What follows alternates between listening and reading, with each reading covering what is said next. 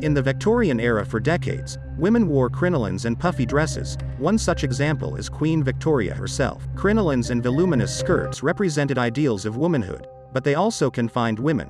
But have you actually thought of how women went to the toilet and dealt with menstruation in those puffy dresses? Well, let's find out. This is History Rediscovered. To support, please subscribe.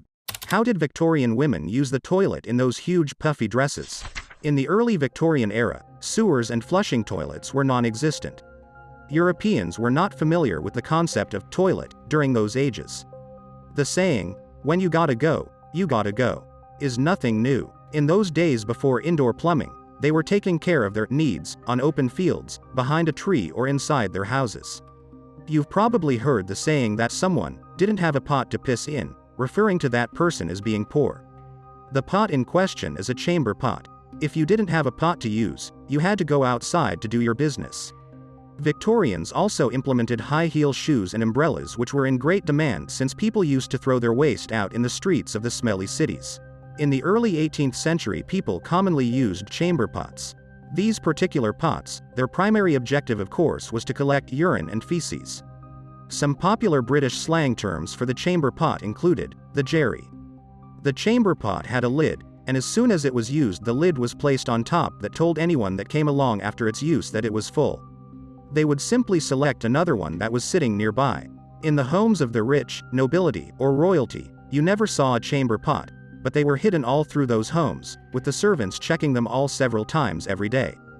Chamber pots were sometimes fitted into special chairs, or installed in benches in special closets inside the home if the user could afford to have those. But where was the wand waste thrown? Some private toilets, nicknamed garderobes, were located on the second or third story of buildings, overlooking the alleyway or the street. Garde-lou, which translates roughly as, watch out for the water. This was called out as chamber pots were being emptied out of a window to the street below. Draw your own conclusions as to how the interior of the house smelled. Some streets had gutters with little steps on pedestals for people to be able to not get in the waste of the sewage. Did you actually know that during the Napoleonic and English Civil Wars, government officials would go door to door harvesting the contents of people's chamber pots? This was because urine could be refined to make saltpeter, a very important ingredient in making gunpowder. Back then, women and ladies wore crinolines, which had several layers of clothing, a long shift, more than 2 layers of petticoat, then the overskirt, topped by a bodice. With all that fabric swishing around, they never needed knickers. So ladies just moved around freely without knickers. Only late in the Victorian era, when the huge bell cage of a crinoline sometimes caught the wind and overturned the lady, was it deemed advisable to add drawers, to cover a lady's embarrassment when this happened. An early style of drawers consisted of 2 legs, joined together only on the upper level, from waist to bottom at the back. The underwear was crotchless, there was just overlapping cotton in the girl parts that split when you squatted down. It was a time when even the most elegant lady wore crotchless undergarments so she could easily squat over a bedpan without having to lift up pounds upon pounds of clothing. So how did women use the chamber pots? Because of the absence of knickers or drawers. The pot was designed to be held up under the skirts rather than squatted over. These tended to be oval rather than round, like a chamber pot, and some of them had indented sides to sit snugly between the thighs. Sometimes ladies just put a chamber pot on the floor and lift their skirts and step over the pot and squat down. If the ladies were at an event, they would go to a specially set-aside retiring room where a number of pots were available together with maids to assist. A lady's maid would lift the skirts and position a chamber pot so the lady could squat over it. The maids gave you a quick wash with a wet cloth and you were on your way. Or cleaned with used old newspapers, leaves or corncobs, but we will get into that later. The bottom layer of clothing was a linen shift which was easy to clean and would be changed at least daily. Quite possibly every time the lady changed her outfit, maids and servants wore less cumbersome clothing. There was no privacy as this was not really an issue at the time for this function. Poorer people would go in front of each other all the time at home as there were no separate water closets for all until comparatively recently. Men at a ball or dinner would just go into the garden. How did Victorians wipe their bottom? One of the more popular early Victorian wiping objects was the dried corncob. The corncob worked by turning on its axis to clean the region. They also used a sea sponge which was attached to a handle and washed in a bucket of salt water or vinegar after each use. Fun fact: early humans used rocks, dirt and clay to clean their bums. This doesn't seem like the most comfortable way to wipe, but we're not completely sure if the idea of comfort was even invented yet. A variety of other objects were also used, including leaves, handfuls of straw, and seashells. As paper became more prominent and expendable, early Victorians began using newspapers, catalogs, and magazines to wipe. Patents related to toilet paper started to appear in the late 1800s. However, it was not until the early 1900s that toilet paper began to be manufactured on a large scale in the form that we know it today.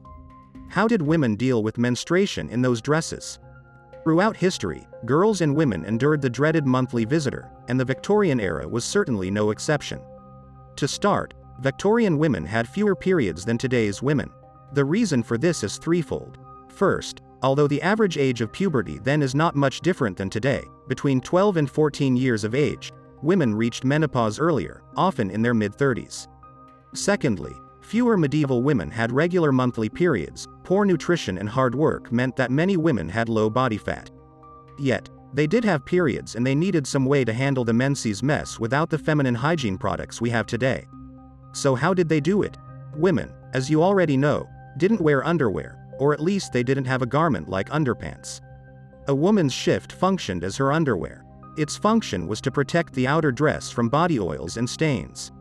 When a woman had her period, they used a garment that looked something like a bikini bottom. It is called tea bandage. This garment would be lined with rags. If the woman was very poor, it might be lined with moss or some other absorbent fiber. Most women would have laundered the rags after use and stored them for the next month's usage. Patients described how many times they changed out their tea bandage, totaling anywhere from 12 to 20 changes a day. Other options for lighter days included wearing thicker petticoats for absorption. Split crotch drawers were also introduced, but they would do little in terms of protection during menstruation. How did Victorians wash their heavy and long dresses? Dresses could be and would be washed, but nowhere near as often as we wash our clothes. Laundry in the period was a major undertaking and for many people was only done twice a year. It was called the Great Wash. They didn't wash them with soap and water unless on rare occasions. They washed them by sprinkling them with talcum powder and then brushing the powder off again, carrying the smell of body odor off the garments and brushing in the smell of the talc. When not being worn, the garments were either hung in a cedar-lined closet or folded in a cedar trunk. That kept the bugs out of them, particularly moths. Although the clothing of the time consisted of absolutely astonishing quality in construction, materials and design, the clothing itself was either worn till it was almost transparent, or smelled so badly as to be a crime against humanity. Also, underneath the elaborate dresses they wore layers and layers of undergarments, chemises, slips, hoop skirts, shifts, crinolines, petticoats, to protect the outer garment. Those could be washed by hand in strong soap and water. That's all for today. If given a chance, would you turn back time? Let us know in the comments section.